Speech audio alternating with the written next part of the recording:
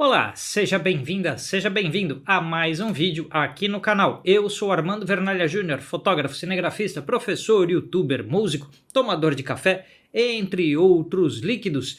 E este vídeo de hoje é trazido para você pelos meus amigos da Fotoseg Corretora de Seguros. Estou aqui, por exemplo, com a minha Canon EOS RP aqui atrás, o meu DJI Pocket. Meus equipamentos têm seguros feitos pela Fotoseg Corretora de Seguros. Eles têm seguro de drone, seguro aí de equipamentos fotográficos, eles são especialistas em seguros de equipamentos fotográficos. Então, se você vai sair por aí fotografando na natureza ou nas ruas, se é sua profissão a fotografia ou seu hobby, proteja o seu investimento fazendo seguro dos seus equipamentos. Você pode entrar em contato com o pessoal da Fotoseg por telefone, por WhatsApp, pelo aplicativo, por e-mail, pelo site deles. Os contatos estão todos na descrição deste vídeo, estão aparecendo aqui na tela. E entre em contato com o pessoal da Fotoseg e faça o seguro dos seus equipamentos. Muita gente me pergunta se precisa da nota fiscal dos equipamentos. De forma geral não, você precisa tirar fotos dos seus equipamentos onde apareçam os números de série, mas isso quem vai te orientar direitinho é o pessoal da Fotoseg, que tem um atendimento primoroso. Eles passam toda a informação, detalham tudo o que você precisa saber. Então entre em contato com a Fotoseg. Muita gente também me pergunta se é caro fazer um seguro. Eu não acho caro. Caro é a gente repor o equipamento em caso de problemas. Então, ter o investimento protegido eu não acho que seja caro, e é uma fração do valor dos nossos equipamentos. A porcentagem varia com as coberturas contratadas e assim por diante, mas eu pessoalmente não acho caro. Então dá uma chegada no site da Fotoseg, dá uma consultada, fala com eles, peça as informações e faça seguro dos seus equipamentos de foto, vídeo, portáteis e assim por diante. A Fotoseg é parceira aqui do canal já há um tempão. Por exemplo, a gente tem um vídeo de 5 dicas de fotografia de rua que teve apoio da Fotoseg. Tem um outro que é 5 dicas sobre passeios fotográficos, também com apoio da Fotoseg. Porque toda vez que eu falo para vocês sobre sair por aí com seus equipamentos fotografando, a parceria natural é com a Fotoseg, porque eles é que garantem essa proteção de que a gente vai poder sair com os nossos equipamentos e caso aconteça alguma coisa, a gente tem o nosso investimento protegido. Falando em fotografia de rua, falando em sair para fotografar, o tema de hoje é a fotografia de rua. Tem um artigo que eu publiquei outro dia na minha conta no Behance, aliás, me segue lá no Behance, não tem muita coisa postada lá, acho que tem uns 5 ou 6 artigos no momento, e é uma rede bastante saudável para fotógrafos aí que estão se sentindo meio órfãos depois que o Instagram mudou seus direcionamentos e tudo mais. O Behance é uma rede bastante saudável, com nível qualitativo muito alto, então se você quer estar em um ambiente que prima por boa fotografia, bom design, bom conteúdo de forma geral, o Behance pode ser para você. E eu tenho um artigo que eu publiquei lá no Behance outro dia, chamado Um Instante que Nunca Aconteceu, a Invenção, a Criatividade ou a Farsa.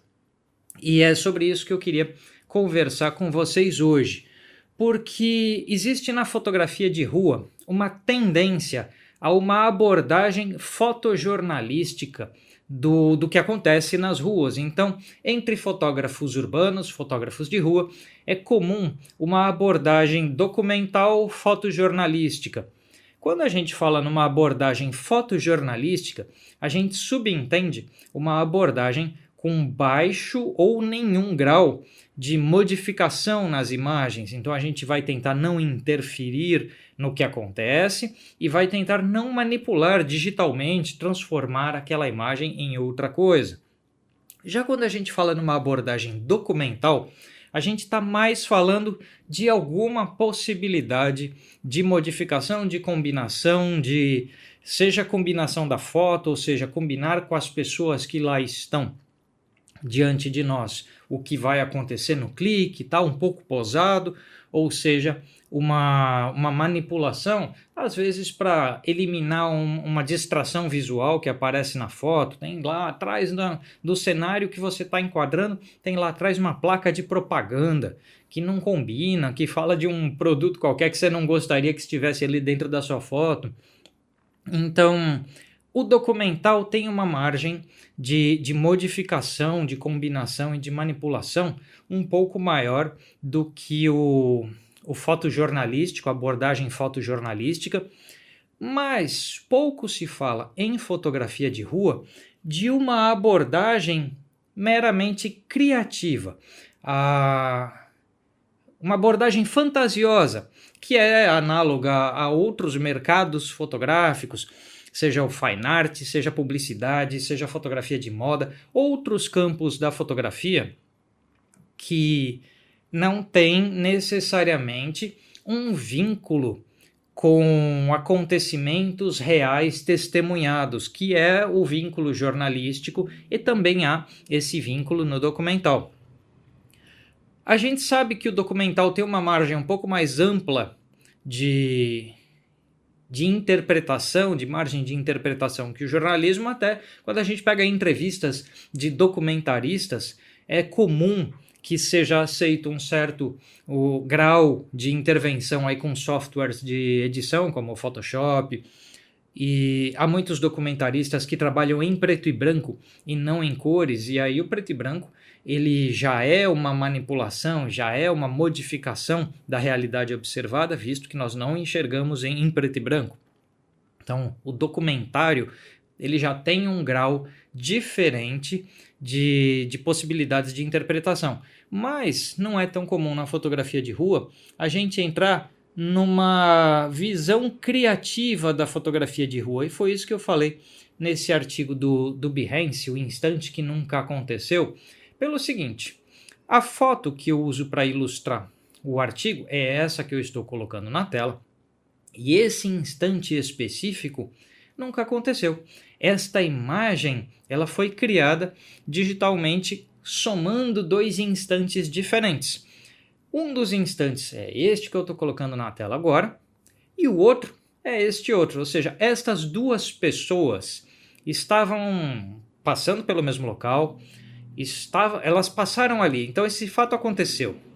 Eu estou ali no Largo do Paissandu, eu estou numa janela ali da Galeria do Rock, no centro da cidade, observando o Largo do Paissandu e observando o movimento, fotografando o que está acontecendo ali, mantendo uma distância respeitosa das pessoas, da privacidade das pessoas, apenas tentando desenhar cenários com as linhas, né, do calçamento que são interessantes. Então, tentando uma composição que use aquelas linhas diagonais, use a sombra das pessoas, porque a sombra estava alinhada com as linhas do calçamento, e eu estava buscando, em termos composicionais, algo que juntasse as linhas do calçamento, as texturas com a luz e sombra, porque tudo ali estava alinhando de uma forma interessante. E eu gostaria dessa ideia de duas pessoas. Eu já fiz isso em outras fotografias, de duas pessoas que estão andando em sentidos opostos e de repente cujos movimentos assim das pernas ou dos braços, a atitude de corpo coincide, mas elas estão indo para lados opostos. E eu já tinha conseguido isso na fotografia, eu estava esperando que algo assim acontecesse nesse dia. Só que não aconteceu, as pessoas circularam, passou de tudo ali, passou gente, cachorro, bicicleta, passou de tudo ali. Só que não aconteceu o momento em que tudo estivesse ao mesmo tempo na minha fotografia. Assim, quando eu voltei para casa, com alguns cliques bastante bons que eu gostava, que eu achei interessantes, eu, enquanto examinava as fotos, olhei e pensei, olha, tem dois cliques aqui separados no tempo que talvez fiquem juntos de forma interessante, porque as pessoas passaram em posições do cenário que se complementam, estavam naquela atitude física, na posição de corpo muito similar, cada um indo para um lado. Quer saber? Eu vou juntar essas duas fotos. Aí no software de edição que eu mais uso, que é o Photoshop, tem aqueles recursos de empilhamento, então separei os dois arquivos, dei o tratamento que eu queria neles, aí selecionei os dois, carreguei os dois numa pilha e apaguei a informação que não pertencia àquela imagem. Então, porque elas têm enquadramentos diferentes. E assim criei duas versões, né? Uma horizontal, que é essa que eu comecei mostrando para vocês, e também uma versão vertical, que incluía a sombra de um post. E essa versão vertical era mais interessante para postar no Instagram, por causa da tela do smartphone, né? A verticalidade do smartphone. E esse conjunto de imagens, aí, tanto em cor quanto em preto e branco, mostra uma realidade possível. Então, era plausível que isso acontecesse, era possível, as pessoas realmente passaram lá, só não passaram ao mesmo tempo. Então, é uma intervenção criativa sobre a realidade, porque as coisas aconteceram e o que eu fiz foi juntar elas em termos de tempo. Então, as pessoas existem, o lugar existe, elas passaram por ali, mas não naquela hora, então eu inventei o instante. E aí a gente entra na possibilidade de debate de que abordagem é essa para a fotografia de rua. Não é uma abordagem fotojornalística, mas é já, no meu entender, uma abordagem documental, porque ela tem suficientes indícios de realidade para que eu encaixe ela como documental. Então, o lugar existe, as pessoas existem, elas passaram por aquele lugar, só não passaram ao mesmo tempo. Então, o grau de invenção, o grau de intervenção, na minha maneira de ver, é suficientemente realidade real para que seja considerado um documento, um documental. Então, é suficiente como testemunho documental daquele local, daquela situação, daquela possível harmonia presente ali. Não é tão fantasiosa quanto uma fotografia publicitária, não é tão fantasiosa como uma pura invenção, como se eu tivesse chamado pessoas, atores, modelos e falar, olha, vocês vão passar nessa direção, eles não estariam ali normalmente. Por exemplo, com aquela foto do Robert Doisneau, do beijo, né, em frente à prefeitura de Paris, que é uma foto contratada, combinada, planejada, pensada, é uma foto publicitária. Essa foto que eu, de alguma forma, montei, ela não é tão contracenada, ela não é tão inventada. Assim, ela não pertence a esse linguajar da fotografia de publicidade, da fotografia editorial e de moda e de quaisquer outras coisas. Eu acredito que ela encaixa como uma fotografia documental.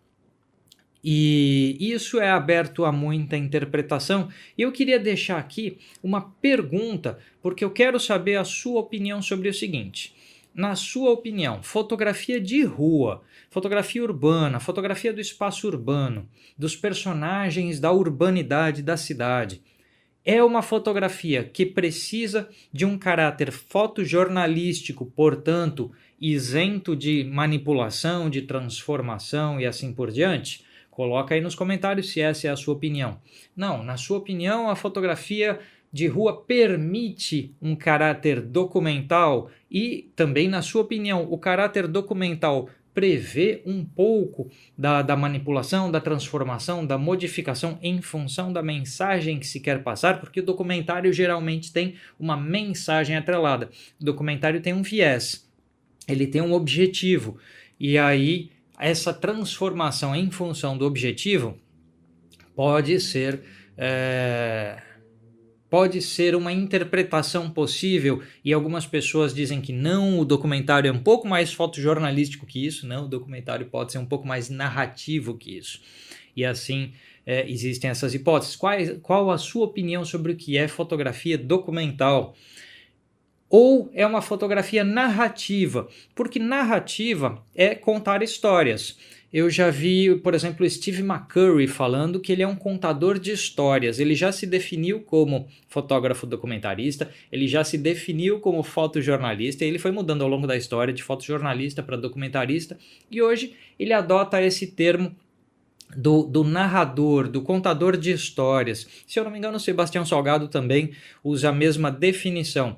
E aí, quando você escolhe a narrativa como opção, você está contando uma história. É como o escritor escrevendo um livro. Ele está escrevendo uma história que contém certa plausibilidade, mas que não necessariamente é a verdade dos fatos como aconteceram. Ou seja, é algo possível, mas que não necessariamente aconteceu. Essa foto que eu fiz, ela se encaixa mais no documentário ou na narrativa? Na sua opinião, como é que isso se dá? Eu encaixo como documentário. Eu não acho que eu tive tanta intervenção assim, a ponto de achar que é uma pura invenção da criatividade. Mas estou aberto ao debate, coloca aí a sua opinião, em que caixinha da fotografia eu deveria encaixar esta imagem que eu mostrei para vocês. Dá uma chegada lá no Behance, me segue por lá, lê o artigo, vê o que você acha, coloca aí os seus comentários e se você vai sair por aí para fotografar com seus equipamentos desse jeito que eu faço, vou para as ruas, fotografo, vou para as paisagens e fotografo, faça seguro dos seus equipamentos, conversa lá com os meus amigos da Fotoseg Corretora de Seguros e proteja os seus investimentos. Dá uma olhada nos outros vídeos que a Fotoseg apoiou aqui no canal, como o vídeo de 5 dicas de paisagens, 5 dicas para um passeio fotográfico, 5 dicas de fotografia de rua, a playlist 5 dicas aqui no canal é cheia de vídeos apoiados pelo pessoal da Fotoseg, então tem muito material bacana. Eu vou deixar no fim desse vídeo o link da playlist 5 dicas, que tem muito material lá. Lembrando que você pode ser apoiador aqui do canal através do botão Seja Membro, você pode juntar-se ao Apoia-se, você pode clicar no Valeu Demais aqui neste vídeo, se esse vídeo foi legal para você. Você pode comprar os meus cursos como fotografia em preto e branco, todas as técnicas que eu usei para compor essa foto em termos de preto e branco, o tratamento de preto e branco eu explico no meu curso de fotografia em preto e branco.